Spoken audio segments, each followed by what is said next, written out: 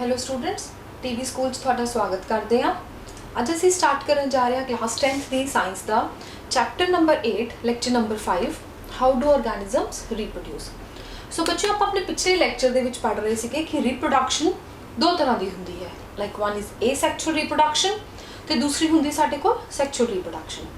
ਸੋ ਇਹਨਾਂ ਦੋਨਾਂ ਦੇ ਵਿੱਚ ਬੇਸਿਕਲੀ ਬੱਚੋਂ ਆਪਾਂ ਜਿਹੜੇ ਡਿਫਰੈਂਸਸ ਪੜ੍ਹੇ ਹੋ ਕੀ ਪੜ੍ਹੇ ਕਿ ਜੋ ਏਸੈਕਸ਼ੁਅਲ ਰੀਪਰੋਡਕਸ਼ਨ ਹੈ that involve only one parent, ਜਿਹਦੀ ਆਪਾਂ ਅੱਗੇ डिफरेंट टाइप्स पढ़िया। डिफरेंट टाइप्स ਦੇ ਵਿੱਚ ਸਾਡੇ ਕੋਲ बडिंग टाइप्स आ गई, ਫਿਜ਼ਨ टाइप्स आ गई, स्पोरुलेशन आ गई, वैजिटेटिव प्रोपगेशन।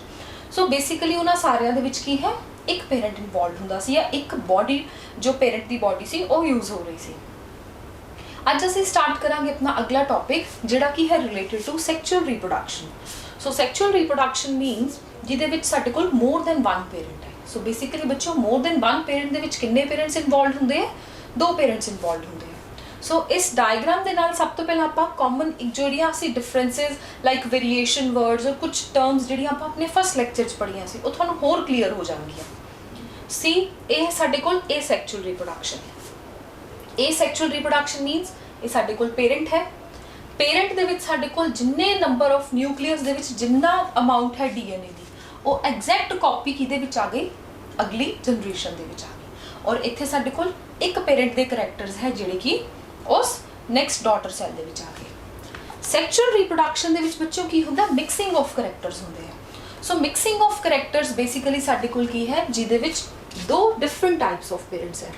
ਹੁਣ ਅਸੀਂ ਇੱਥੇ ਇਹਨੂੰ ਅਲੱਗ-ਅਲੱਗ ਕਲਰਸ ਦੇ ਨਾਲ ਡਿਫਰੈਂਸ਼ੀਏਟ ਕੀਤਾ ਹੋਇਆ, like one is male parent and other one is female parent. ਹੁਣ ਬੇਸਿਕਲੀ ਕੀ ਹੈ ਇੱਕ ਮੇਲ ਪੇਰੈਂਟ ਔਰ ਇੱਕ ਫੀਮੇਲ ਪੇਰੈਂਟ, ਹਰ ਇੱਕ ਦੇ ਆਪਣੇ ਉਹਨਾਂ ਦੇ ਜੋ ਡੀਐਨਏ ਹੈ ਉਹਦੇ ਵਿੱਚ ਯੂਨੀਕ ਕਰੈਕਟਰਸ ਹੋਣਗੇ, ਡਿਫਰੈਂਟ ਕਰੈਕਟਰਸ ਹੋਣਗੇ। ਤਾਂ ਬੱਚਿਓ ਅਗਰ ਉਹ ਡਿਫਰੈਂਟ ਕਰੈਕਟਰਸ ਨੇ ਤਾਂ ਨੈਕਸਟ ਜਿਹੜੀ ਇਹਦੇ ਵਿੱਚ ਇੱਕ ਡਿਫਰੈਂਟ ਸਾਡੇ ਕੋਲ ਕਹਿ ਦਈਏ ਕਿ ਇੱਕ ਸਟੈਪ ਹੁੰਦਾ ਹੈ ਉਹ ਸੈਕਸ਼ੂਅਲ ਰੀਪਰੋਡਕਸ਼ਨ ਦੇ ਵਿੱਚ ਕੀ ਹੈ? Formation of ਗੈਮੀਟਸ। ਗੈਮੀਟਸ ਦੀ ਫਾਰਮੇਸ਼ਨ ਹੁੰਦੀ ਹੈ ਜਿਹੜਾ ਸਟੈਪ ਇਹ ਸੈਕਸ਼ੂਅਲ ਰੀਪਰੋਡਕਸ਼ਨ ਦੇ ਵਿੱਚ ਕੀ ਹੈ? ਐਬਸੈਂਟ ਹੈ। ਇੱਥੇ ਡਾਇਰੈਕਟ ਕੀ ਹੈ ਪੇਰੈਂਟ ਬੋਡੀ ਤੋਂ ਕੀ ਬਣ ਰਿਹਾ ਸਾਡੇ ਕੋਲ? Daughter cells. ਸੈਕਸ਼ੂਅਲ ਰੀਪਰੋਡਕਸ਼ਨ ਦੇ ਵਿੱਚ ਸਾਡੇ ਕੋਲ ਕੀ ਹੈ ਜੋ ਵੀ ਪੇਰੈਂਟ ਦਾ ਡੀਐਨਏ ਹੈ, ਲਾਈਕ ਸਪੋਜ਼ ਕਰੋ ਕਿ ਅਗਰ ਪੇਰੈਂਟਸ ਦੇ ਵਿੱਚ ਸਾਡੇ ਕੋਲ 12 ਕ੍ਰੋਮੋਸੋਮਸ ਹੈ ਜਾਂ 24 ਹੈ। ਸੋ ਅਗਰ ਜਿਸ ਪੇਰੈਂਟ 'ਚ 12 ਕ੍ਰੋਮੋਸੋਮ ਹੋਣਗੇ ਸਭ ਤੋਂ ਪਹਿਲਾਂ ਉਹਨਾਂ ਦਾ ਨੰਬਰ ਕੀ ਹੋ ਜਾਏਗਾ? ਹਾਫ ਹੋ ਜਾਏਗਾ। ਸੋ ਹਾਫ ਜਦੋਂ ਸੈੱਟ ਆਫ ਕ੍ਰੋਮੋਸੋਮ ਰਹਿ ਗਏ ਤਾਂ ਉਹਦਾ ਮਤਲਬ ਸਾਡੇ ਕੋਲ ਕਿਹੜਾ ਸੈੱਟ ਆ ਗਿਆ? ਉਹਦੇ ਵਿੱਚ ਸਿਰਫ ਔਰ ਸਿਰਫ ਇੱਕ ਸੈੱਟ ਆਫ ਕ੍ਰੋਮੋਸੋਮ ਆ ਗਿਆ। ਸੋ ਇਸ ਨੂੰ ਅਸੀਂ ਕੀ ਕਹਿੰਦੇ ਆ ਬੱਚਿਓ? ਇੱਦਾਂ ਦੇ ਸੈਲਸ ਜਿਹੜੇ ਕਿ ਪਾਰਟਿਕੂਲਰਲੀ ਕੋਈ ਡੀਐਨਏ ਕੈਰੀ ਕਰ ਰਹੇ, ਜੀਨਸ ਕੈਰੀ ਕਰ ਰਹੇ ਔਰ ਉਹਨਾਂ 'ਚ ਹਾਫ ਨੰਬਰ ਆਫ ਕ੍ਰੋਮੋਸੋਮਸ ਹੈ, ਉਹ specialized cells particular reproductive organs ਦੇ ਵਿੱਚ ਹੀ ਪ੍ਰੈਜ਼ੈਂਟ ਹੁੰਦੇ ਆ। ਥਰੂ ਆਊਟ ਦ ਬੋਡੀ ਇਸ ਤਰ੍ਹਾਂ ਦੇ ਸੈਲਸ ਨਹੀਂ ਪ੍ਰੈਜ਼ੈਂਟ ਹੁੰਦੇ। ਸੋ ਸਭ ਤੋਂ ਪਹਿਲਾਂ ਗੈਮੀਟ ਦੀ ਫਾਰਮੇਸ਼ਨ ਹੋਏਗੀ, ਨੈਕਸਟ ਕੀ ਹੈ ਉਹਨਾਂ ਦੀ ਫਿਊਜ਼ਨ ਹੋ ਕੇ ਇੱਕ ਨਿਊ ਵੈਰਾਈਟੀ ਡਿਵੈਲਪ ਹੋਏਗੀ। ਸੋ ਹੁਣ ਆਪਾਂ ਡਿਟੇਲ ਦੇ ਵਿੱਚ ਪੜਾਂਗੇ ਕਿ ਜੋ ਨਿਊ ਵੈਰਾਈਟੀ ਹੈ ਇਹ ਕਿਹੜੇ-ਕਿਹੜੇ ਮੈਥਡਸ ਦੇ ਨਾਲ ਡਿਵੈਲਪ ਹੁੰਦੀ ਹੈ ਪਲਾਂਟਸ ਦੇ ਵਿੱਚ ਤੇ ਐਨੀਮਲਸ ਦੇ ਵਿੱਚ। ਬਿਫੋਰ ਜੋ ਮੂਵਿੰਗ ਔਨ ਫਰਦਰ ਆਪਾਂ ਕੁਝ ਜੋ ਟਰਮਸ ਹੈ ਰਿਲੇਟਡ ਟੂ ਜਿਹੜੀ ਸੈਕਸ਼ੂਅਲ ਰੀਪਰੋਡਕਸ਼ਨ ਹੈ ਉਹ ਆਪਾਂ ਪਹਿਲਾਂ ਡਿਸਕਸ ਕਰਾਂਗੇ।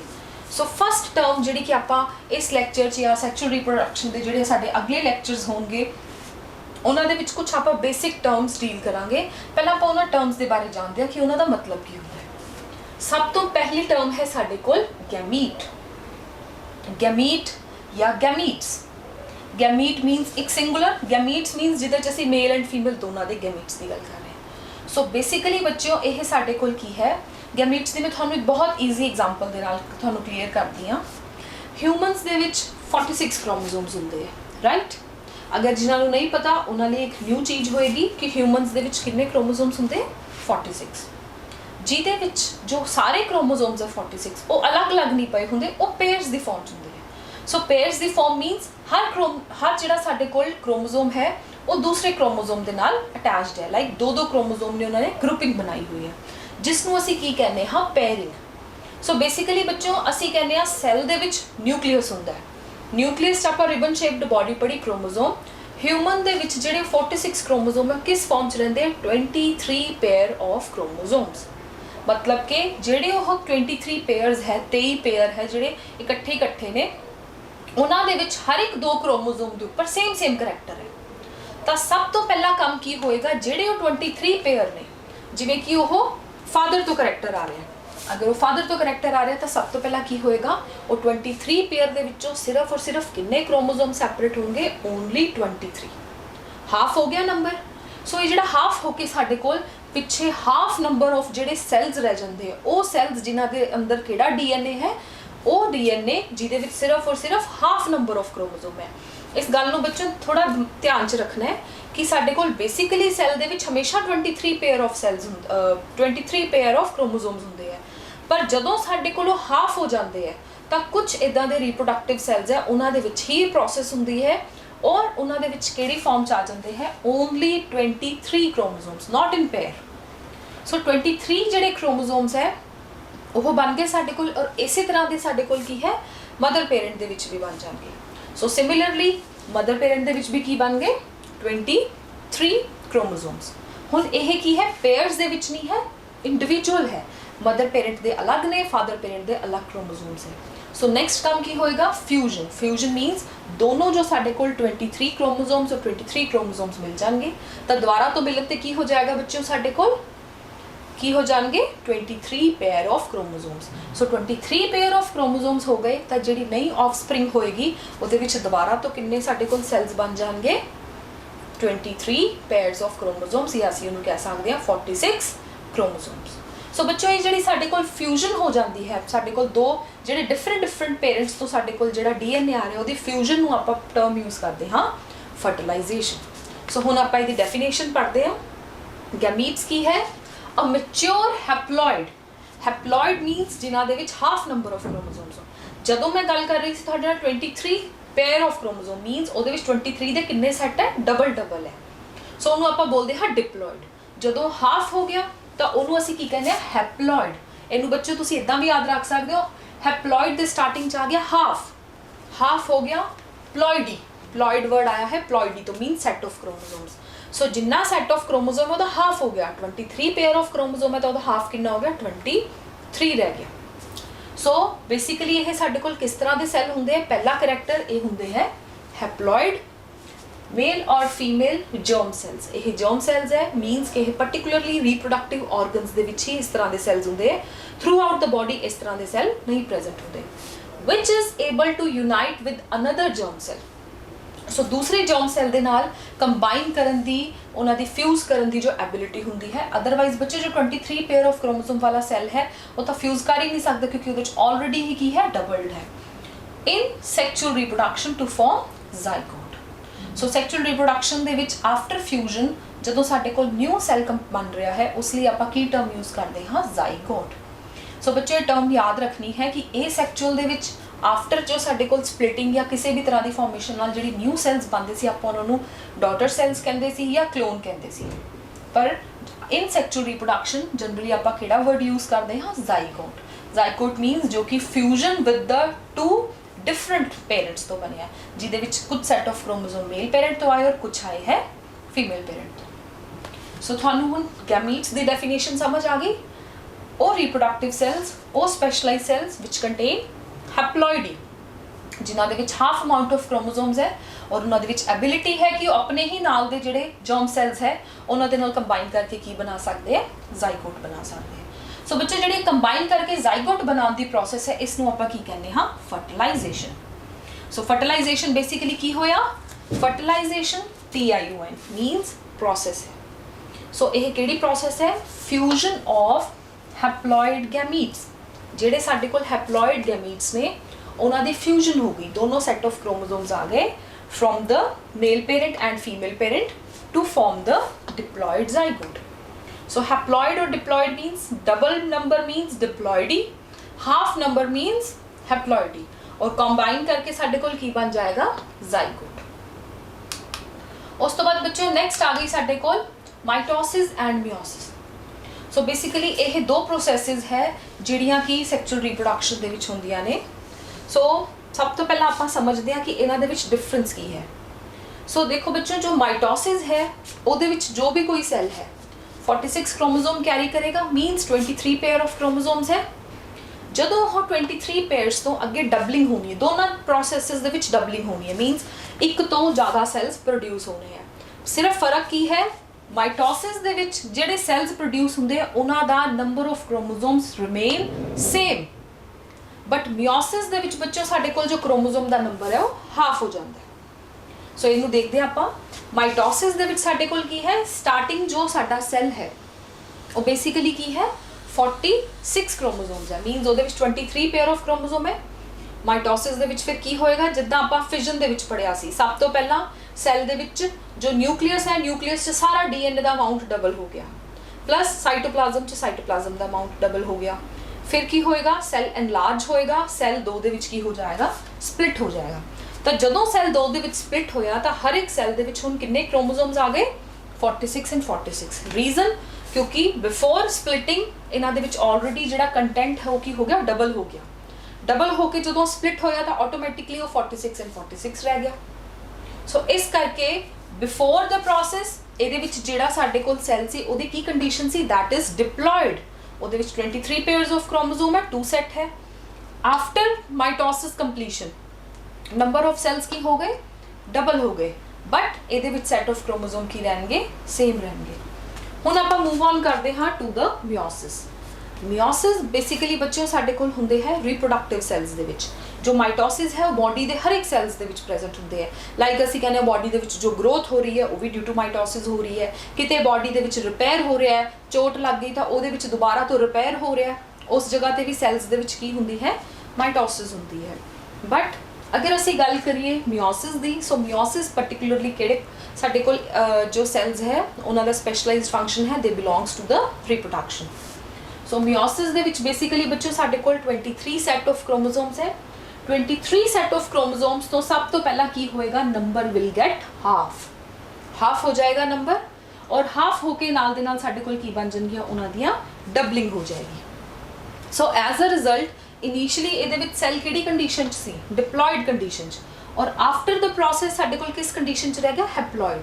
ਪਹਿਲਾਂ ਸੀ 23 ਪੇਅਰ ਆਫ ਕ੍ਰੋਮੋਸੋਮ, ਹੁਣ ਹਰ ਇੱਕ ਸੈੱਲ ਦੇ ਵਿੱਚ ਕੀ ਆ ਗਿਆ, 23 ਕ੍ਰੋਮੋਸੋਮਸ, ਨਾਟ ਪੇਅਰ। ਸੋ ਬੱਚੇ ਇਹਨਾਂ ਦੇ ਵਿੱਚ ਡਿਫਰੈਂਸਿਸ ਹੈ।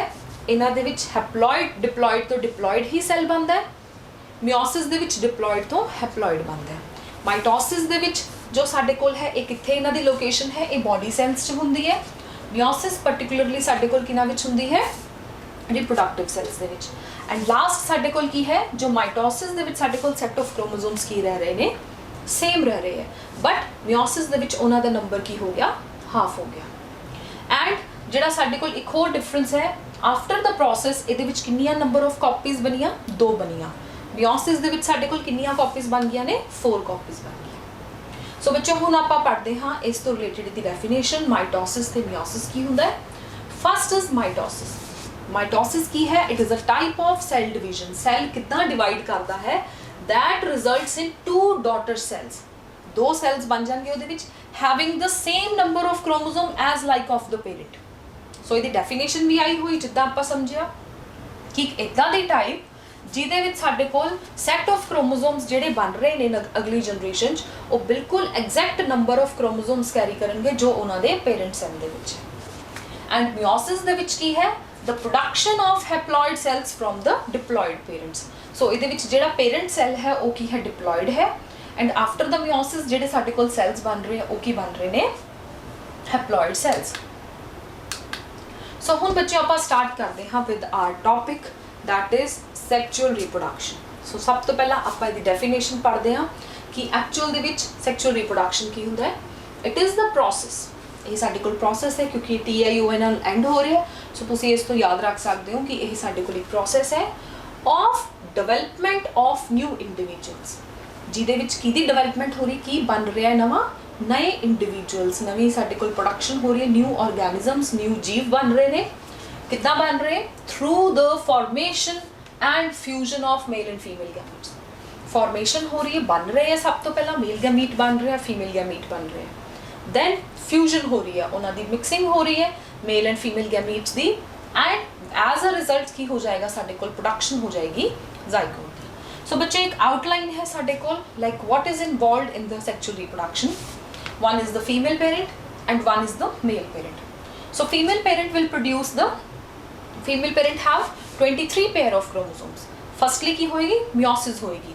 ਮਿਓਸਿਸ ਦੇ ਨਾਲ particularly in their reproductive cells ਜੋ gametes ਨੇ like in the egg there will be only 23 chromosomes ਉਹਨਾਂ 'ਚ ਕਿੰਨੇ chromosomes ਹੋਣਗੇ only 23 and similarly in male parent in their reproductive cells ਉਹਨਾਂ ਦੇ ਵਿੱਚ ਵੀ ਉਸੇ ਤਰ੍ਹਾਂ ਦਾ ਕੀ ਹੋ ਜਾਏਗਾ meiosis ਹੋ ਕੇ half number of chromosomes ਬਣ ਜਾਣਗੇ that will be 23 chromosomes so next step ਕੀ ਹੈ fertilization ਇੱਥੇ meiosis ਹੋ ਗਈ meiosis ਤੋਂ ਬਾਅਦ number half ਹੋ ਗਿਆ so each parent cell now containing only half number of chromosomes ਹਰ ਇੱਕ parent cell ਦੇ ਵਿੱਚ ਹੁਣ ਕਿੰਨੇ chromosomes ਹੈ only half so next ਹੋਏਗੀ the fusion of male and female gametes means ਸਾਡੇ ਕੋਲ ਜੋ egg and sperm ਹੈ ਉਹਨਾਂ ਦੀ ਸਾਡੇ ਕੋਲ fusion ਹੋ ਜਾਏਗੀ 23 chromosomes and 23 basically ਕੀ ਬਣ ਗਿਆ ਸਾਡੇ ਕੋਲ ਦੁਬਾਰਾ ਤੋਂ 46 ਬਣ ਗਿਆ in 23 pairs ਅਸੀਂ 46 chromosome ਨੂੰ 23 pairs ਕਹਾਂਗੇ and this form is called as zygote ਇਸ ਜਿਹੜੀ ਫਾਰਮ ਹੈ ਜਿਹੜੀ ਸਾਡੇ ਕੋਲ ਬਾਡੀ ਡਿਵੈਲਪ ਹੋ ਗਈ ਜੋ ਇੱਕ ਸੈੱਲ ਤੋਂ ਮਿਲ ਕੇ ਬਣਿਆ ਹੈ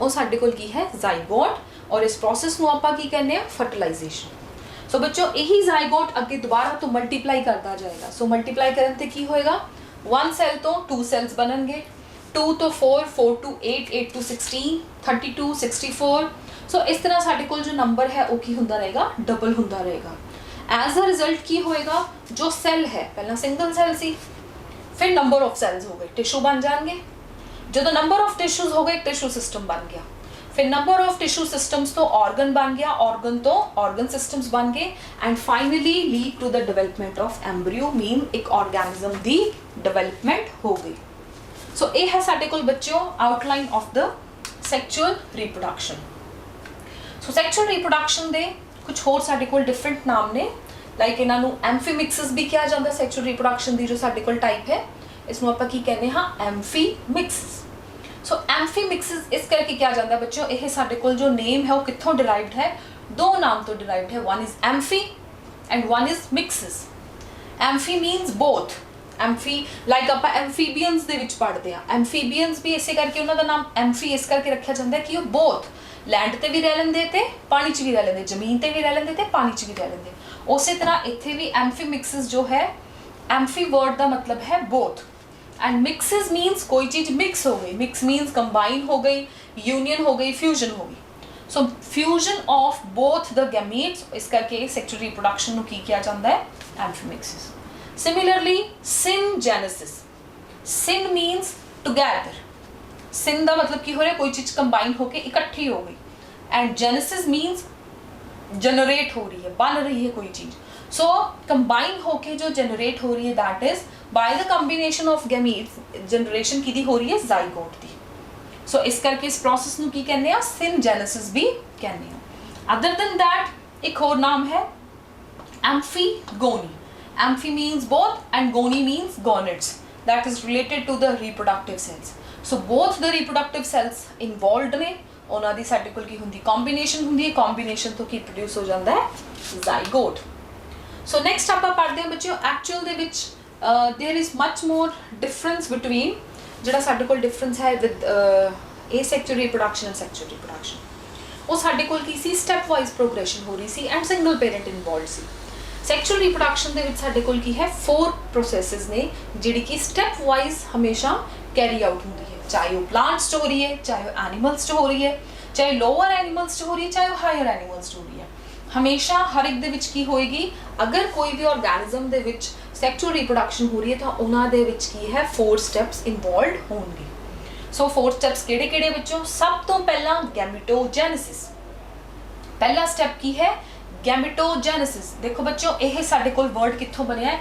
गैमेटो ते genesis gameto means gametes genesis means formation बन गई है कोई चीज़ जनरेट हो रही है जेनेसिस वर्ड तुसी जनरेट तो याद रखना है आप जिद्दां कह देंगे जनरेटर सो जनरेटर भी उत्थे की है इलैक्ट्रिक जनरेटर वो इलैक्ट्रिसिटी पैदा कर रहे हैं इस करके आप उन्होंने की कर रहे हैं इलैक्ट्रिक जनरेटर सो जनरेट वर्ड का मतलब ही की है जो कुछ प्रोड्यूस कर रहे हैं कुछ पैदा कर रहे हैं सो गैमेटोजेनेसिस ਇਹਦੇ ਵਿੱਚ ਕੀ ਜਨਰੇਟ ਹੋ ਰਿਹਾ ਕੀ ਪ੍ਰੋਡਿਊਸ ਹੋ ਰਹੇ ਨੇ ਗੈਮੀਟਸ ਫਾਰਮੇਸ਼ਨ ਹੋ ਰਹੀ ਹੈ ਸੋ ਬੇਸਿਕਲੀ ਬੱਚਿਓ ਗੈਮੇਟੋजेनेसिस ਕਿੱਦਾਂ ਹੋਏਗੀ ਜਿੱਦਾਂ ਕਿ ਆਪਾਂ ਹੁਣੇ ਆਪਣਾ ਡਿਸਕਸ ਕੀਤਾ ਕਿ ਡਿਪਲੋਇਡ ਸੈੱਲ ਹੈ ਉਹਦੇ ਵਿੱਚ ਮਿਓਸਿਸ ਹੋਏਗੀ ਮਿਓਸਿਸ ਹੋਣ ਤੇ ਕੀ ਹੋਏਗਾ ਕ੍ਰੋਮੋਸੋਮ ਦਾ ਸੈੱਟ ਕੀ ਹੋ ਜਾਏਗਾ ਹਾਫ ਹੋ ਜਾਏਗਾ ਜਦੋਂ ਸਾਡੇ ਕੋਲ ਕ੍ਰੋਮੋਸੋਮ ਦਾ ਸੈੱਟ ਹਾਫ ਹੋ ਗਿਆ ਤਾਂ ਕੀ ਹੋ ਜਾਣਗੇ ਡਿਪਲੋਇਡ ਟੂ ਹੈਪਲੋਇਡ ਹੋ ਜਾਣਗੇ and that leads to the formation of gametes।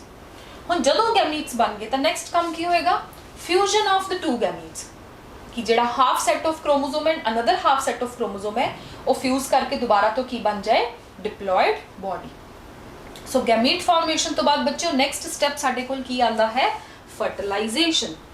So fertilization means the fusion of two gametes forming diploid cells, ਜਿਹਦੇ ਵਿੱਚ ਸਾਡੇ ਕੋਲ ਕੀ ਹੈ, ਦੋ ਜਿਹੜੇ ਸੈਲਸ ਨੇ ਉਹਨਾਂ ਦੀ ਫਿਊਜ਼ਨ ਹੋ ਜਾਂਦੀ ਹੈ ਔਰ ਉਸ ਤੋਂ ਕੀ ਬਣਦਾ ਸਾਡੇ ਕੋਲ, ਇੱਕ ਡਿਪਲੋਇਡ ਸੈੱਲ ਵਾਲੀ ਬੋਡੀ ਬਣ ਜਾਂਦੀ ਹੈ। ਸਿੰਗਲ ਸੈੱਲ ਇੱਕ ਇਸ ਤਰ੍ਹਾਂ ਦਾ ਬਣ ਜਾਂਦਾ ਜਿਸ ਨੂੰ ਅਸੀਂ ਕੀ ਕਹਿੰਦੇ ਹਾਂ, ਜ਼ਾਈਗੋਟ। ਉਹੀ ਜ਼ਾਈਗੋਟ ਹੈ ਜੋ ਕਿ ਅੱਗੇ ਮਲਟੀਪਲਾਈ ਕਰਕੇ ਸਾਡੇ ਕੋਲ ਕੀ ਡਿਫਰੈਂਟ ਸੈਲਸ ਬਣਾ ਲੈਂਦਾ, ਲਾਈਕ 16 ਸੈਲਡ, 32 ਸੈਲਡ, 64 ਸੈਲਡ, ਜਿਸ ਤੋਂ ਬਾਅਦ ਆਰਗਨਸ ਬਣਨੇ ਸ਼ੁਰੂ ਹੋ ਜਾਂਦੇ ਔਰ ਐਮਬ੍ਰਿਓ ਬਣ ਜਾਂਦਾ। ਸੋ ਜਦੋਂ ਫਰਟੀਲਾਈਜ਼ੇਸ਼ਨ ਹੋਈ, ਸੈੱਲ ਨੇ ਮਲਟੀਪਲਾਈ ਕਰਨਾ ਸਟਾਰਟ ਕੀਤਾ। ਹੁਣ ਅਸੀਂ ਕੀ ਪੜ੍ਹ ਰਹੇ ਸੀ ਕਿ ਜਦੋਂ ਨਾਰਮਲੀ ਸੈਲਸ ਮਲਟੀਪਲਾਈ ਕਰਦੇ ਜਿਹਦੇ ਵਿੱਚ ਨੰਬਰ ਆਫ ਕ੍ਰੋਮੋਸੋਮ ਸੇਮ ਰਹਿਣਗੇ, ਉਹ ਕਿਹੜੀ ਡਿਵੀਜ਼ਨ ਹੁੰਦੀ ਹੈ, ਮਾਈਟੋਸਿਸ ਡਿਵੀਜ਼ਨ। ਸੋ ਹੁਣ ਇੱਕ ਸੈੱਲ ਬਣ ਗਿਆ ਡਿਪਲੋਇਡ, ਉਸ ਤੋਂ ਦੋ ਸੈਲਸ ਬਣਨਗੇ, ਉਹ ਕਿਸ ਨਾਲ ਬਣਨਗੇ, ਮਾਈਟੋਸਿਸ ਨਾਲ। ਉਸ ਦੋ ਸੈਲਸ ਤੋਂ ਅੱਗੇ ਕਿੰਨੇ ਸੈਲਸ ਬਣ ਜਾਣਗੇ, 4 ਬਣ ਜਾਣਗੇ। ਤਾਂ ਹਮੇਸ਼ਾ ਫਿਰ ਕ੍ਰੋਮੋਸੋਮ ਨੰਬਰ ਕੀ ਰਹੇਗਾ, ਸੇਮ ਰਹੇਗਾ। ਸੋ ਅੱਗੇ ਕਿੰਨੇ ਬਣ ਜਾਣਗੇ, ਦੁਬਾਰਾ ਸਾਡੇ ਕੋਲ ਬਾय ਦ ਪ੍ਰੋਸੈਸ ਆਫ ਮਾਈਟੋਸਿਸ। ਸੋ ਬੱਚਿਓ ਇਸ ਤਰ੍ਹਾਂ ਸਾਡੇ ਕੋਲ ਕਿਹਦੀ ਫਾਰਮੇਸ਼ਨ ਹੋ ਜਾਂਦੀ ਹੈ, ਐਮਬ੍ਰਿਓਜੈਨੇਸਿਸ, ਐਮਬ੍ਰਿਓ ਦੀ ਜਨਰੇਸ਼ਨ, ਐਮਬ੍ਰਿਓ ਦੀ ਫਾਰਮੇਸ਼ਨ ਹੋ ਰਹੀ ਹੈ। ਸੋ ਨੈਕਸਟ ਸਟੈਪ ਆ ਗਿਆ ਸਾਡੇ ਕੋਲ ਐਮਬ੍ਰਿਓਜੈਨੇਸਿਸ। ਔਰ ਬੱਚਿਓ ਜਦੋਂ ਸਾਡੇ ਕੋਲ ਐਮਬ੍ਰਿਓਜੈਨੇਸਿਸ ਹੋ ਗਈ ਸਟਾਰਟ, ਤਾਂ ਨੈਕਸਟ ਕੀ ਹੋਏਗਾ, ਇੱਕ ਇੰਡੀਵਿਜੂਅਲ ਦੀ ਫਾਰਮੇਸ਼ਨ ਹੋ ਜਾਏਗੀ। ਸੋ ਉਹਦੀ ਡਿਵੈਲਪਮੈਂਟ ਸਟਾਰਟ ਹੋ ਜਾਏਗੀ। ਸੋ ਸੈਕਸ਼ੂਅਲ ਰਿਪਰੋਡਕਸ਼ਨ 4 ਪ੍ਰੋਸੈਸਸ ਦੇ ਵਿੱਚ ਇਨਵੋਲਵਡ ਹੈ। ਸਭ ਤੋਂ ਪਹਿਲਾਂ ਗੈਮੀਟੋਜੈਨੇਸਿਸ। ਗੈਮੀਟੋਜੈਨੇਸਿਸ 'ਚ ਕੀ ਹੁੰਦਾ ਹੈ, ਗੈਮੀਟਸ ਦੀ ਫਾਰਮੇਸ਼ਨ ਹੋ ਰਹੀ ਹੈ, ਮਤਲਬ ਕਿ ਪ੍ਰੋਡਕਸ਼ਨ ਆਫ ਹੈਪਲੋਇਡ ਸੈਲਸ। ਔਰ ਕਿੱਦਾਂ ਹੋ ਰਹੀ ਹੈ ਗੈਮੀਟਸ ਦੀ ਫਾਰਮੇਸ਼ਨ, ਬਾਏ ਮਿਓਸਿਸ। ਜਦੋਂ ਮਿਓਸਿਸ ਦੇ ਨਾਲ ਗੈਮੀਟਸ ਬਣ ਗਏ ਤਾਂ ਨੈਕਸਟ ਸਾਡੇ ਕੋਲ ਸੈਕਿੰਡ ਸਟੈਪ ਕੀ ਆ ਗਿਆ, ਸੈਕਿੰਡ ਸਟੈਪ ਆਇਆ ਹੈ ਸਾਡੇ ਕੋਲ ਗੈਮੀਟਸ ਦੀ fusion. So the fusion of gametes forming diploid cells. Diploid cell ਦੇ ਵਿੱਚ ਉਹ ਬਣ ਜਾਣਗੇ ਔਰ ਇਸ ਪ੍ਰੋਸੈਸ ਨੂੰ ਆਪਾਂ ਕਹਿੰਦੇ ਹਾਂ ਫਰਟੀਲਾਈਜ਼ੇਸ਼ਨ। ਆਫਟਰ ਫਰਟੀਲਾਈਜ਼ੇਸ਼ਨ ਬੱਚਿਓ ਸਾਡੇ ਕੋਲ ਕੀ ਹੋਏਗਾ, ਹੁਣ ਉਹ ਇੱਕ ਸੈੱਲ ਅੱਗੇ ਤੋਂ ਅੱਗੇ ਰਿਪੀਟਡਲੀ ਡਿਵਾਈਡ ਕਰਦਾ ਰਹੇਗਾ। ਸੋ ਰਿਪੀਟਡਲੀ ਡਿਵਾਈਡ ਵੀ ਕਰਨਾ ਹੈ, ਨੰਬਰ ਆਫ ਕ੍ਰੋਮੋਸੋਮ ਵੀ ਸੇਮ ਰਹਿਣ ਤਾਂ ਕਿ ਉਹ ਨਈ ਬੋਡੀ ਬਣੇ। ਸੋ ਉਸ ਕਰਕੇ ਹੁਣ ਉਹਦੇ ਵਿੱਚ ਮਾਈਟੋਸਿਸ ਵਾਲੀ ਡਿਵੀਜ਼ਨ ਹੋਏਗੀ। ਸੋ ਇਸ ਕਰਕੇ ਰਿਪੀਟਡਲੀ ਮਾਈਟੋਸਿਸ ਹੋਏਗੀ ਜ਼ਾਈਗੋਟ ਵਾਲੇ ਸੈੱਲ 'ਚ, ਤਾਂ ਕਿ ਸਾਡੇ ਕੋਲ ਕੀ ਬਣ ਜਾਏ, ਐਮਬ੍ਰਿਓ ਦੀ ਫਾਰਮੇਸ਼ਨ। ਸੋ ਇਸ ਸਟੈਪ ਨੂੰ ਕੀ ਕਵਾਂਗੇ, ਐਮਬ੍ਰਿਓਜੈਨੇਸਿਸ। ਆਫਟਰ ਐਮਬ੍ਰਿਓਜੈਨੇਸਿਸ ਸਾਡੇ ਕੋਲ ਨੈਕਸਟ ਕੀ ਹੋਏਗਾ, ਗਰੋਥ ਹੋਏਗੀ ਐਮਬ੍ਰਿਓ ਦੀ ਇਨਟੂ ਨਿਊ ਇੰਡੀਵਿਜੂਅਲਸ, ਔਰ ਉਸ ਨੂੰ ਆਪਾਂ ਕੀ ਕਹਿੰਦੇ ਹਾਂ, ਡਿਵੈਲਪਮੈਂਟ। ਸੋ ਇਹ ਹੈ ਬੱਚਿਓ ਸਾਡੇ ਕੋਲ ਇੱਕ ਓਵਰਆਲ ਪੂਰੀ ਦੀ ਪੂਰੀ ਪ੍ਰੋਸੈਸ ਜਿਹਦੇ ਵਿੱਚ ਸਟੈਪਸ ਸਾਡੇ ਕੋਲ ਇਨਵੋਲਵਡ ਹੈ। ਫਸਟ ਕੀ ਹੈ ਸਾਡੇ ਕੋਲ, ਇੱਕ deployed cell, 2 set of chromosome ਹੈ, 2n, n means set of chromosome. ਜਿਵੇਂ ਮੈਂ ਕਹਿ ਰਹੀ ਹਾਂ 23 ਪੇਅਰਸ, ਸੋ 23 ਪੇਅਰਸ ਮੀਨਸ 2 into 23। ਸੋ 23 ਨੂੰ ਮੈਂ ਇੱਥੇ n ਦੇ ਨਾਲ ਡੈਜ਼ਿਗਨੇਟ ਕਰਤਾ। n ਮੀਨਸ ਕਿ 23 ਸੈਟ ਆਫ ਕ੍ਰੋਮੋਸੋਮ, ਔਰ ਉਹਨਾਂ ਦੀ ਕਿੰਨੀਆਂ ਕਾਪੀਆਂ, ਡਬਲ ਕਾਪੀ ਹੈ। ਸੋ 2n ਹੈ। ਸਭ ਤੋਂ ਪਹਿਲਾਂ ਕੀ ਹੋਏਗਾ ਸਾਡੇ ਕੋਲ, ਉਸ ਤੋਂ ਮਿਓਸਿਸ ਸਟਾਰਟ ਹੋਏਗੀ, like from male parent and from female parent meiosis ਹੋਈ। ਮਿਓਸਿਸ ਹੋਣ ਤੇ ਕੀ ਹੋਇਆ, ਇਹਨਾਂ ਦਾ ਇੱਕ ਸੈਟ ਆਫ ਕ੍ਰੋਮੋਸੋਮ ਚਲਾ ਗਿਆ। ਸੋ ਹੁਣ ਕੀ ਰਹਿ ਗਿਆ, ਹਰ ਇੱਕ ਸੈੱਲ ਦੇ ਵਿੱਚ 1n। ਸੋ 1n ਦੀ ਬਜਾਏ ਆਪਾਂ ਉਹਨੂੰ ਸਿੰਗਲੀ n ਲਿਖ ਸਕਦੇ ਹਾਂ। ਸੋ 2n ਦੀ ਮਿਓਸਿਸ ਦੇ ਨਾਲ ਸਾਡੇ ਕੋਲ ਕੀ ਹੋ ਗਿਆ, n type of cells produce ਹੋ ਗਏ। ਸੋ ਇਦਾਂ ਦੇ ਸੈਲਸ ਜਿਨ੍ਹਾਂ 'ਚ ਹੈਪਲੋਇਡੀ ਕੰਡੀਸ਼ਨ ਹੈ ਉਹਨਾਂ ਨੂੰ ਆਪਾਂ ਕੀ ਕਹਿੰਦੇ ਹਾਂ, ਗੈਮੀਟਸ। ਤਾਂ ਗੈਮੀਟਸ ਪ੍ਰੋਡਿਊਸ ਹੋ ਗਏ ਆਫਟਰ ਮਿਓਸਿਸ। ਜਦੋਂ ਮਿਓਸਿਸ ਹੋਈ ਤਾਂ ਨੈਕਸਟ ਕੀ ਹੋਏਗਾ, ਇਹਨਾਂ ਗੈਮੀਟਸ ਦੀ ਕੀ ਹੋ ਜਾਏਗੀ, ਫਿਊਜ਼ਨ। ਜਿਹੜੀ ਗੈਮੀਟਸ ਹੈ ਉਹਨਾਂ ਦੀ ਕੀ ਹੋ ਜਾਏਗੀ, ਫਿਊਜ਼ਨ। ਔਰ ਇਸ ਫਿਊਜ਼ਨ ਵਾਲੀ ਪ੍ਰੋਸੈਸ ਨੂੰ ਆਪਾਂ ਕੀ ਕਹਿੰਦੇ ਹਾਂ, ਫਰਟੀਲਾਈਜ਼ੇਸ਼ਨ। ਆਫਟਰ ਫਰਟੀਲਾਈਜ਼ੇਸ਼ਨ ਸਾਡੇ ਕੋਲ ਕੀ ਆ ਗਿਆ, ਦੁਬਾਰਾ ਤੋਂ ਜ਼ਾਈਗੋਟ, ਸਿੰਗਲ ਸੈੱਲ, 2n। ਸੋ ਬੱਚਿਓ as like parent same number of chromosome आ गए। सिर्फ और सिर्फ मियोसिस क्यों हो रही है, ताकि इत्थे फ्यूजन होके न्यू वेरिएशन इंट्रोड्यूस हो जाए। सो हुन नेक्स्ट की होएगा, जाइगोट तो एम्ब्रियोजेनेसिस और एम्ब्रियोजेनेसिस तो फिर हो जाएगी डेवलपमेंट। सो हुन आपां पढ़दे हां characteristics of sexual reproduction. It is usually बाईपेरेंटल।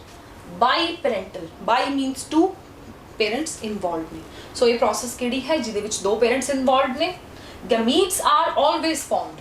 Gametes हमेशा बनते क्योंकि रिप्रोडक्शन दे विच मियोसिस होनी बहुत जरूरी है, ताकि करके ता जिहड़े दो डिफरेंट सैल्स ने वो फ्यूज कर पाएंगे। अगर ऑलरेडी बच्चों असीं गल करिए, अगर सपोज करो मियोसिस नहीं हो रही, गैमीट फॉर्मेशन नहीं हो रही, तो की होएगा 46 chromosome from the father and 46 chromosome from the mother. तो नैक्सट जनरेशन दे विच की हो जाएंगे, डबल हो जाएंगे क्रोमोसोम, लाइक 92 क्रोमोसोम्स हो गए। सो अगर 92 क्रोमोसोम्स हो गए, उस तो अगली जनरेशन दे विच की हो जाएंगे 184 क्रोमोसोम्स। सो इस तरह की हो जाएगा न्यूक्लियस दे विच डीएनए का लोड की है बहुत ज़्यादा बढ़ जाएगा और उन्होंने विचों पता ही नहीं लगेगा कि बॉडी दे विच एक्सप्रैशन किस चीज़ का आना है। इस करके उस लोड नू घटाने लई ऑलरेडी देखो एक जो नेचर दे विच एक प्रोसैस है दैट इज मियोसिस कि नंबर पहला ही हाफ हो गया ताकि आफ्टर कॉम्बिनेशन की हो जाए दोबारा तो वही सेट ऑफ क्रोमोसोम आ जाए। सो 2 पेरेंट्स इन्वॉल्वड है, गैमीट फॉर्मेशन हमेशा होंदी है, फर्टिलाइजेशन टेक्स प्लेस। सो ये सारे करैक्टर्स एसेक्सुअल रिप्रोडक्शन च नहीं सी। It involves both meiosis and mitosis. Asexual only mitosis होंदी है कि नंबर ऑफ सेल्स अगे डिवाइड हो रहे दो दे विच, इहदे विच मियोसिस भी हो रही है और माइटोसिस भी। And the daughter organisms genetically differ from their parents.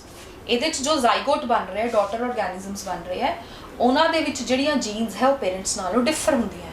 सो बच्चों आई थिंक थानू हुणे कंसैप्ट समझ आ गया होएगा कि क्यों पेरेंट्स दे नालों डिफर हो रही है, क्योंकि हाफ ऑफ द करैक्टर आ रहे from one parent and half of the character आ रहे फ्रॉम अनदर पेरेंट। इस करके जो करैक्टर्स है दे गेट मिक्सड। अगर वो मिक्सड होंगे सो वो एग्जैक्ट कॉपी अपने पेरेंट्स दियां नहीं होंगे। So the multiplication is not so rapid as in asexual reproduction. और जो मल्टीप्लिकेशन है बहुत रैपिड नहीं है जिस तरह एसेक्सुअल रिप्रोडक्शन होंदी है। सो नेक्स्ट आ गया बच्चों साडे कोल advantages of sexual reproduction. Advantages की है like why the sexual reproduction is better than asexual reproduction. इनू बेटर क्यों कंसीडर किया जाता है even from the single parent. So किस करके बच्चों इनू कंसीडर किया जाता है। फर्स्ट वेरिएशंस, क्योंकि गैमीट्स बन रहे हैं उन्होंने तो डिफरेंट डीएनए आ रहे हैं, डिफरेंट डीएनए करके वो एग्जैक्ट कॉपी अपने पेरेंट्स की नहीं बन रहे, तो की हो रहा है वेरिएशन इंट्रोड्यूस हो रही है। सो वेरिएशन करके की होएगा नवीं स्पीशीज़ ਦੇ ਵਿੱਚ ਸਾਡੇ ਕੋਲ डिफरेंट एक इंडिविजुअल दूसरे इंडिविजुअल तो डिफरेंट होएगा। इस करके बच्चों कि अगर असी अपने आस पास भी देखिए सराउंडिंग्स ਦੇ ਵਿੱਚ चाहे डिफरेंट एनिमल्स ले लिए चाहे ह्यूमनस ले लिए तो हर एक के जो फेशियल फीचर्स है या जो बॉडी टाइप्स है वो हर एक दी वेरी करती है। सो इसका रीजन की है क्योंकि हर एक ਦੇ ਵਿੱਚ ਜਿਹੜਾ डीएनए के कॉम्बीनेशंस है वो डिफरेंट टाइप्स के होंगे है। सो इस करके फर्स्ट इंपॉर्टेंट इसका की फायदा है कि it leads to the variation. Second की है एवोल्यूशन। हुण बच्चों वेरिएशन जिद्दां जिद्दां हो रही है, वेरिएशन मीनस एक इंडिविजुअल दूसरे इंडिविजुअल तो डिफर है। लाइक अगर असी गल करिए सिबलिंग्स भी एक दूसरे तो अलग होंगे, लाइक ब्रदर सिस्टर्स जो डिफरेंट होंगे या सिस्टर्स डिफरेंट होंगे। सो रीजन इहदा की है क्योंकि उहदे विच डिफरेंट डीएनए की है मिक्स हो रहा है। So that can lead to evolution also कि जिद्दां जिद्दां डीएनए अगर डिफरेंट कॉम्बीनेशंस बन रहे तो कुछ उन्होंने विचों इदां दियां भी स्पीशीज़ बन सकती है जिहड़ियां कि थोड़ियां डिफरेंट होंदियां ने। So that leads to the evolution. And third चीज़ है साडे कोल अडैप्टेशन। थर्ड एडवांटेज की है वाई इट इज़ बेटर कि जो भी नया ऑफस्प्रिंग प्रोड्यूस होया है उहदे विच थोड़ा बहुत डीएनए चेंज हो जाएगा with respect to the environmental condition. Like असी गल करिए तो जिद्दां जिद्दां एडवांसमेंट आई है early man to modern man दे विच बहुत ज़्यादा डिफरेंस है। सो बहुत ज़्यादा जो डिफरेंस है जो पहले आदि मानव होंगे सी और जो हुण मॉडर्न मैन है ये किस करके है क्योंकि विद टाइम उन्होंने डीएनए दे विच भी चेंज आया। और डीएनए किद्दां चेंज आया वेरिएशन करके क्योंकि कॉम्बीनेशंस बने एवोल्यूशन हुई हौली हौली उन्होंने विच जिहड़ा साडे कोल स्पीशीज़ बदलती गई अडैप्टेशन हुई एंड नई नई टैक्नोलॉजी बनाते गए प्लस उस कंडीशंस के अकॉर्डिंग वो अडैप्ट होंदे रहे ढलते रहे। एंड विगर एंड वाइटलिटी उन्होंने स्ट्रेंथ उन्होंने फंक्शनस दे विच चेंज फर्क पिया। लाइक अगर असी गल करिए पहला वाले टाइम टैक्नोलॉजी घट सी हुण टैक्नोलॉजी ज़्यादा यूज़ कर रहे हैं या पहला वो की हुंदा सी बॉडी वाले काम ज़्यादा करते सी हुण की है इंटलैक्चुअल काम ज़्यादा हो रहे। सो ये जो साडे कोल डिफरेंट कॉम्बीनेशंस है किस करके आ रहे हैं just because of the sexual reproduction. So बच्चों ये पॉइंट्स ध्यान च रखने हैं। इनू एडवांटेजेस भी लिख सकते हो या why it is preferred due to variation. It introduces variation, give evolution दिंदा है, adaptation दिंदा है and vigor and vitality provide करता है। Next आ गया disadvantages। Disadvantages की है सब तो मेन क्योंकि ये biparental है, 2 parents required है, so it cannot be proceeded only with single parent। Single parent दे नाल ये process नहीं involved है। It is a slow process, ये बहुत slow process है and requires a lot of time क्योंकि माइटोसिस भी हो रही है मियोसिस भी हो रही है एंड मियोसिस तो बाद जो डिप्लॉयड जाइगोट बनया उस तो माइटोसिस होने फिर अगे बहुत सारिया प्रोसैसेस हैं। Fertilization has a chance factor and जो fusion of male and female gametes है वो की है चांस फैक्टर है। सो ये है द डिसएडवांटेजेस ऑफ ਸੈਕਚੁਅਲ ਰੀਪਰੋਡਕਸ਼ਨ। ਹੁਣ ਆਪਾਂ ਸਟਾਰਟ ਕਰਦੇ ਹਾਂ ਫਰਦਰ ਸੈਕਚੁਅਲ ਰੀਪਰੋਡਕਸ਼ਨ ਇਨ ਫਲਾਵਰਿੰਗ ਪਲਾਂਟਸ। ਸੋ ਬੇਸਿਕਲੀ ਬੱਚਿਓ ਜੋ ਫਲਾਵਰਿੰਗ ਪਲਾਂਟਸ ਹੈ ਉਹਨਾਂ ਦੇ ਵਿੱਚ ਸਾਡੇ ਕੋਲ ਕੀ ਹੈ, ਫਲਾਵਰਸ, ਉਹ ਇਨਵੋਲਵਡ ਹੁੰਦੇ ਇਨ the sexual reproduction. So plants ਦੇ ਅਗਰ ਆਪਾਂ ਪਾਰਟਸ ਦੀ ਗੱਲ ਕਰੀਏ ਤਾਂ ਪਲਾਂਟਸ ਦੇ ਕਿਹੜੇ ਪਾਰਟਸ ਹੁੰਦੇ, ਇੱਕ ਹੁੰਦੇ ਆ ਰੂਟਸ ਜੋ ਕਿ ਬਿਲੋ ਦ ਗਰਾਊਂਡ ਹੁੰਦੀ ਹੈ, ਜੜ੍ਹਾਂ ਉਹਦੀਆਂ ਜ਼ਮੀਨ ਤੋਂ ਨੀਚੇ ਹੁੰਦੀ ਹੈ। ਇੱਕ ਹੁੰਦੇ ਸ਼ੂਟਸ, ਸ਼ੂਟਸ ਕੀ ਹੋ ਗਏ ਜਿਹਦੇ ਵਿੱਚ ਸਟੈਮ ਵੀ ਇਨਵੋਲਵਡ ਹੈ, ਤਨਾ ਇਨਵੋਲਵਡ ਹੈ ਪਲਾਂਟ ਦਾ, ਪਲੱਸ ਉਹਦੀਆਂ ਬ੍ਰਾਂਚਿਸ, ਉਹਦੀਆਂ ਸ਼ਾਖਾ ਹੋ ਗਈਆਂ। ਉਸ ਤੋਂ ਇਲਾਵਾ ਬੱਚਿਓ ਰੂਟ ਤੇ ਸਾਡੇ ਕੋਲ ਸ਼ੂਟ ਤੋਂ ਇਲਾਵਾ, ਸਟੈਮ ਤੋਂ ਇਲਾਵਾ ਇੱਕ ਹੁੰਦੇ ਉਹਦੇ ਤੇ ਲੀਵਸ। ਲੀਵਸ ਕੀ ਹੁੰਦੀਆਂ, ਜਿਨ੍ਹਾਂ ਦਾ ਮੇਨ ਫੰਕਸ਼ਨ ਹੈ ਪਲਾਂਟ ਦੇ ਵਿੱਚ ਫੋਟੋਸਿੰਥੇਸਿਸ ਕਰਨ ਦਾ। ਸੋ ਫੋਟੋਸਿੰਥੇਸਿਸ ਮੀਨਸ ਉਹ ਪਲਾਂਟ ਦਾ ਖਾਣਾ ਤਿਆਰ ਕਰ ਰਹੇ ਹੈ। ਸੋ ਫੂਡ ਬਣਾਉਣ ਦਾ ਕੰਮ ਉੱਥੇ ਹੋ ਗਿਆ। ਹੁਣ ਜੋ ਨੈਕਸਟ ਜਨਰੇਸ਼ਨ ਲਈ ਉਹਨਾਂ ਦੇ ਵਿੱਚ ਇੱਕ ਪਰਟੀਕੂਲਰ ਸਾਡੇ ਕੋਲ ਆਰਗਨ ਪ੍ਰੈਜ਼ੈਂਟ ਹੈ, that is the flower. So flower ਹੀ ਇੱਕ ਇੱਦਾਂ ਦਾ ਪੋਰਸ਼ਨ ਹੈ ਪਲਾਂਟਸ ਦੇ ਵਿੱਚ ਜਿਹਦਾ ਕਿ ਕਿਹਦੇ ਵਿੱਚ ਇਨਵੋਲਵਮੈਂਟ ਹੈ ਸਾਡੇ ਕੋਲ, that is involved in the reproduction. ਜੋ ਬੱਚਿਓ ਸਾਡੇ ਕੋਲ ਸੀਡ ਬਣਦਾ ਹੈ, ਫਰੂਟ ਬਣਦਾ ਹੈ, ਬੇਸਿਕਲੀ ਉਹ ਵੀ ਸਾਡੇ ਕੋਲ ਕਿਸ ਤੋਂ ਬਣਦਾ ਹੈ, ਫਲਾਵਰਸ ਤੋਂ ਹੀ ਬਣਦਾ ਹੈ। ਸੋ ਇਸ ਨੂੰ ਆਪਾਂ ਡਿਟੇਲ ਦੇ ਵਿੱਚ ਆਪਾਂ ਆਪਣੇ ਅਗਲੇ ਲੈਕਚਰ 'ਚ ਸਟਾਰਟ ਕਰਾਂਗੇ। ਜਸਟ ਮੈਂ ਤੁਹਾਨੂੰ ਇੱਕ ਇਹਦਾ ਓਵਰਵਿਊ ਦਿੰਦੀ ਹਾਂ ਕਿ ਇਹ ਕਿਸ ਤਰ੍ਹਾਂ ਦੀ ਸਾਡੇ ਕੋਲ ਇਹਦੇ ਪਾਰਟਸ ਨੇ।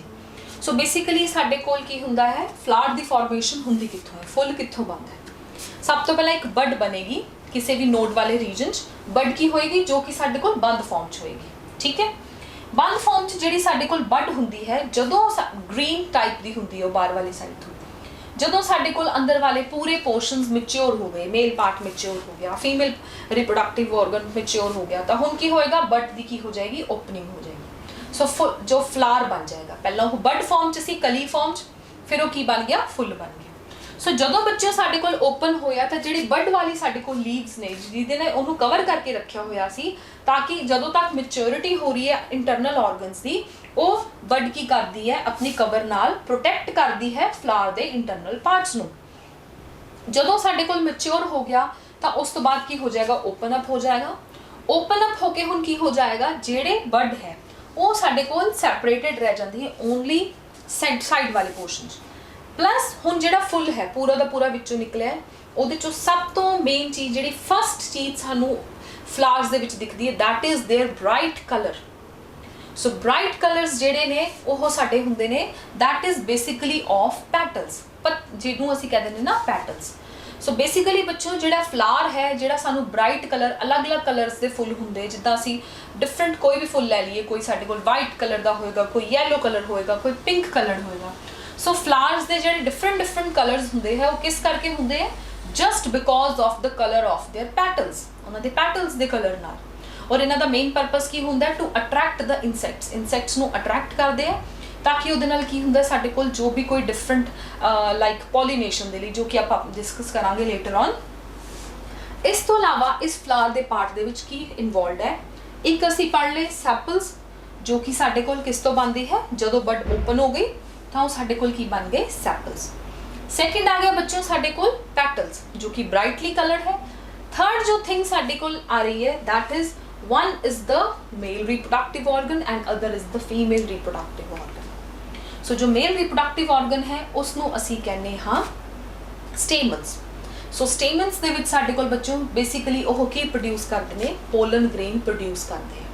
ਉਹ pollen grain ਪ੍ਰੋਡਿਊਸ ਜਿਹੜਾ ਕਰਦੇ ਨੇ ਉਹ ਕਿਸ ਦੇ ਨਾਲ ਫਰਟੀਲਾਈਜ਼ ਕਰੇਗਾ, ਉਹ ਫਰਟੀਲਾਈਜ਼ ਕਰੇਗਾ with the female reproductive organ ਦੇ egg cell ਦੇ ਨਾਲ। ਸੋ ਐਗ ਸੈਲਸ ਐਕਚੁਅਲ 'ਚ ਕਿੱਥੇ ਪ੍ਰੋਡਿਊਸ ਹੁੰਦੇ ਨੇ, that is produced in the ovary. So ovary ਦੇ ਵਿੱਚ ਜਦੋਂ ਐਗ ਸੈਲਸ ਪ੍ਰੋਡਿਊਸ ਹੋਏ, ਸੋ ਉਹਦੇ ਨਾਲ ਕੀ ਹੈ, ਸਾਡੇ ਕੋਲ ਪੋਲਨ ਗ੍ਰੇਨਸ ਫਿਊਜ਼ ਕਰ ਜਾਣਗੇ। ਜਦੋਂ ਸਾਡੇ ਕੋਲ ਉਹ ਫਿਊਜ਼ਨ ਹੋ ਜਾਏਗੀ, ਉਸ ਪ੍ਰੋਸੈਸ ਨੂੰ ਆਪਾਂ ਕੀ ਕਹਿੰਦੇ ਹਾਂ, ਫਰਟੀਲਾਈਜ਼ੇਸ਼ਨ। ਆਫਟਰ ਫਰਟੀਲਾਈਜ਼ੇਸ਼ਨ ਉਸ ਪ੍ਰੋਸੈਸ ਦਾ ਜੋ ਐਂਡ ਪ੍ਰੋਡਕਟ ਹੈ, ਜੋ ਪ੍ਰੋਡਕਟ ਬਣੇਗਾ ਉਹ ਕਿਸ ਤੋਂ ਬਣੇਗਾ ਸਾਡੇ ਕੋਲ, that will form the seed. ਉਸ ਤੋਂ ਬੱਚਿਓ ਸੀਡ ਬਣ ਜਾਏਗਾ। ਹੁਣ ਇੱਕ ਸੀਡ ਦੇ ਵਿੱਚ, ਇੱਕ ਬੀਜ ਦੇ ਵਿੱਚ ਕੀ ਹੋਏਗਾ, ਜਿੱਦਾਂ ਕਿ ਅਸੀਂ ਪੜਿਆ ਸੈਕਸ਼ੂਅਲ ਰੀਪਰੋਡਕਸ਼ਨ ਦੇ ਵਿੱਚ ਕੀ ਹੁੰਦੀ ਹੈ, ਮਿਓਸਿਸ ਹੁੰਦੀ ਹੈ। ਸੋ ਸਿਮਿਲਰਲੀ ਇਹਨਾਂ ਦੇ ਵਿੱਚ ਮਿਓਸਿਸ ਹੋਏਗੀ। ਐਗ ਸੈਲ ਕੀ ਹੈ, ਹੈਪਲੋਇਡ ਹੈ। ਪੋਲਨ ਗ੍ਰੇਨਸ ਕੀ ਹੈ, ਹੈਪਲੋਇਡ ਨੇ। ਦੋਨਾਂ ਦੀ ਫਿਊਜ਼ਨ ਹੋਈ, ਡਿਪਲੋਇਡ ਕੀ ਬਣ ਗਿਆ, ਜ਼ਾਈਗੋਟ। ਉਹ ਜ਼ਾਈਗੋਟ ਰਿਪੀਟਡਲੀ ਮਲਟੀਪਲਾਈ ਕਰਦਾ ਰਹੇਗਾ ਔਰ ਕਿਸ ਤਰ੍ਹਾਂ ਬਣ ਜਾਏਗਾ, ਸਾਡੇ ਕੋਲ ਐਮਬ੍ਰਿਓ ਦੀ ਫਾਰਮ ਲੈ ਲਏਗਾ। ਸੋ ਸੀਡ ਦੇ ਵਿੱਚ ਸਾਡੇ ਕੋਲ ਇੱਕ ਫਾਰਮ ਕਿਹੜੀ ਹੁੰਦੀ ਹੈ, ਐਮਬ੍ਰਿਓ ਦੀ ਸਟਰਕਚਰ ਪ੍ਰੈਜ਼ੈਂਟ ਹੁੰਦੀ ਹੈ। ਅਲੋਂਗ ਵਿਦ ਦੈਟ ਜਿਸ ਐਮਬ੍ਰਿਓ ਦੀ ਸਟਰਕਚਰ ਪ੍ਰੈਜ਼ੈਂਟ ਹੈ, ਉਸ ਤੋਂ ਇਲਾਵਾ ਕੁਝ ਫੂਡ ਹੁੰਦਾ ਹੈ ਜਿਹੜਾ ਕਿ ਉਸ ਬੀਜ ਦੇ ਵਿੱਚ, ਉਸ ਸੀਡ ਦੇ ਵਿੱਚ ਸਟੋਰ ਹੁੰਦਾ ਹੈ। उसनूं असीं कहने हाँ एंडोस्पर्म। सो एंडोस्पर्म एक्चुअल च की है, खाना है जिहड़ा कि ਜਦੋਂ तक जर्मीनेशन नहीं हुंदी, जिहड़ा बीज है वो अंकुरित नहीं हुंदा, उदों तक उन्होंने जिहड़ा एम्ब्रियो है उन्होंने जिहड़ा खाना चाहिए है, उन्होंने जिहड़े न्यूट्रीएंट्स चाहिए है, वो न्यूट्रीएंट्स उन्होंने कौन प्रोवाइड करते हैं, एंडोस्पर्म प्रोवाइड करता है। अलॉन्ग विद दैट जिहड़ा सीड है उहदे बाहर, बीज दे बाहर एक हार्ड आउटर कवरिंग हुंदी है, उस हार्ड आउटर कवरिंग नूं की कहने हाँ seed coat. So seed coat की करता है, बचा के रखता है एम्ब्रियो नूं भी, ताकि कोई भी साडे कोल अनफेवरेबल कंडीशनस आन तो हार्ड कोट नाल की है इनसाइड द जिहड़ा साडे कोल बीज है उहदे च एम्ब्रियो खराब ना हो जाए, प्लस उस फूड नूं बचा के रखता है ताकि एम्ब्रियो नूं फॉर द नरिशमेंट मिलता रहे। सो इस तरह बच्चों एक ओवरव्यू है कि किस तरह साडे कोल पूरी दी पूरी सीड दी फॉर्मेशन हुंदी है। अलॉन्ग विद दैट जिहड़ी साडे कोल ओवरी है, ओवरी किहदे विच ट्रांसफॉर्म हो जाती है into the fruit. So ovary transform हो जाती है फ्रूट दे विच, और ओवरी च जिहड़े ओव्यूल्स बनते एक्सेल्स बनते वो साडे कोल ट्रांसफॉर्म हो जाते हैं इनटू द सीड। इसे करके बच्चों जो मेजॉरिटी ऑफ फ्रूट्स ने तुसीं उहदे विच देखिया होना कि फ्रूट बाहर हुंदा और सीड इनसाइड हुंदे है, क्योंकि एक्चुअल च जिहड़ा फ्रूट है वो किस तो बनता है, ओवरी तो, और ओवरी दे इनसाइड की है ओव्यूल्स एक्सेल्स, और एक्सेल्स तो की बनते हैं सीड बनते हैं। सो बच्चों हुण आपां अपने अगले लेक्चर दे विच डिस्कस करांगे रिगार्डिंग द फ्लावरिंग, जो sexual reproduction in flowering plants है, इन्हां दे पार्ट्स बारे, उन्हां दे की फंक्शनस ने, प्लस आपां अगे स्टडी करांगे कि सीड फॉर्मेशन, फ्रूट फॉर्मेशन किद्दां हुंदी है इन डिटेल। आई होप तुहानूं ये लेक्चर समझ आया होएगा। Thank you.